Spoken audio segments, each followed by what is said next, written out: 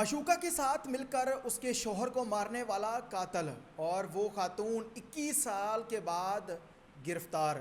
यानी कि 17 साल की उम्र में एक शख्स को शादीशुदा खातून के साथ इश्क हो गया, किश्वर नामी औरत के साथ। जो इसका आशिक था उसका नाम है जवेद। अब किश्वर ने कहा कि आप मेरे शौहर को मार दो और हम दोनों शादी कर लेंगे।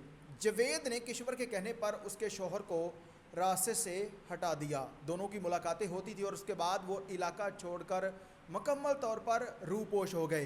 किसी को नहीं पता जवेद और किश्वर कहाँ पर चले गए। 21 साल तक ये गायब रहे और उसके बाद जवेद नामी शख्स, जिसने पहले किश्वर के साथ इश्क मशूकी की, उसके शौहर की जान ले ली, फिर उसके बाद अपनी सगी चाची के साथ वो इश्क मशूकी लगा लेता है। फिर उसके बाद चाचे से अपनी चाची को तलाक दिलवाई और फिर किश्वर को भी छोड़ दिया। अब अपनी चाची के साथ भागकर चला जाता है।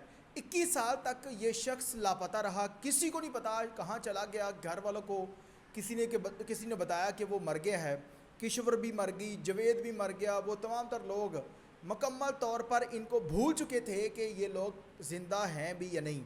लेकिन 21 साल के बाद सरगोदे के अंदर पुलिस ने बड़ी कार्रवाई करते हुए जवेद उर्फ जेदी उसको गिरफ़्तार कर लिया, जिसने इतराफ़ जुर्म भी किया। लेकिन पुलिस को अब किश्वर की तलाश है कि किश्वर कहाँ चली गई, क्या वो ज़िंदा है या नहीं है। अगर वो ज़िंदा है तो वो कहाँ पर है। जवेद उर्फ जेदी को जब दौरान तफ्तीश पूछा गया तो उसने बताया कि हम दोनों ने मिलकर, किश्वर और मैंने दोनों ने मिलकर उसके शौहर को रास्ते से हटाया। लेकिन उसके बाद मुझे इश्क मेरी चाची के साथ हो गया।